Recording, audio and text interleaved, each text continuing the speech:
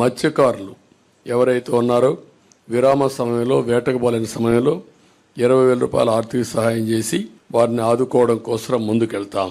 తమ తల్లిని నమ్ముకుని చేపల వేటనే జీవనాధారంగా బతికే మత్స్యకారులకు ఏపీ ప్రభుత్వం అండగా నిలుస్తుంది. ప్రభుత్వ నిర్ణయంతో మత్స్యకారులు ఆనందం వ్యక్తం చేస్తున్నారు.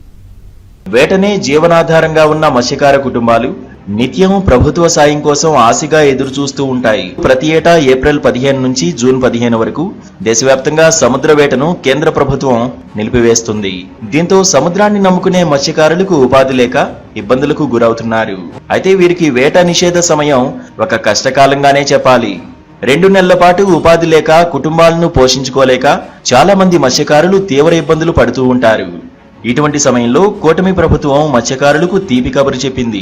ఈవేళ నారా చంద్రబాబు నాయుడు గారు ముఖ్యమంత్రిగా అయిన తర్వాత మత్స్యకారులందరినీ ఒకే దీని మనం తీసుకెళ్తే అందరూ ఆనందపడతారనే ఆలోచనతో ప్రకటించడం వల్ల చాలా గర్వంగా ప్రజలందరూ మత్స్యకారులందరూ ఆనందంతో ఉన్నారు. ఈ రోజు కష్టాలు తీర్చడానికి ఇంకా దాన్ని మేము ఇది ప్రకటించారు, ఆనందంతో ఉన్నాం.